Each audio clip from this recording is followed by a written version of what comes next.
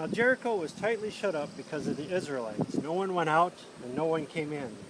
Then the Lord said to Joshua, "See, I have delivered Jericho into your hands, along with its king and its fighting men. March around the city once with all the armed men. Do this for 6 days. Have 7 priests carry trumpets of ram's horns in front of the ark.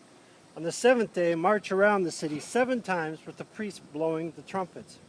When you hear them sound a long blast on the trumpets, have all the people give a loud shout. Then the wall of the city will collapse, and the people will go up, every man straight in." So Joshua, son of Nun, called the priests and said to them, "Take up the ark of the covenant of the Lord, and have 7 priests carry trumpets in front of it."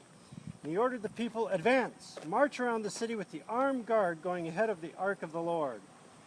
When Joshua had spoken to the people, the 7 priests carrying the 7 trumpets before the Lord went forward, blowing their trumpets, and the ark of the Lord's covenant followed them. The armed guard marched ahead of the priests who blew the trumpets, and the rear guard followed the ark. All this time the trumpets were sounding.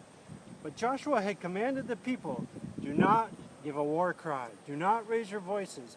Do not say a word until the day I tell you to shout, then shout." So he had the ark of the Lord carried around the city, circling it once.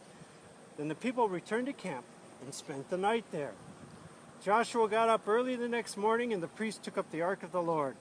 The 7 priests carrying the 7 trumpets went forward, marching before the ark of the Lord and blowing the trumpets. The armed men went ahead of them, and the rear guard followed the ark of the Lord while the trumpets kept sounding. So on the 2nd day they marched around the city once and returned to the camp.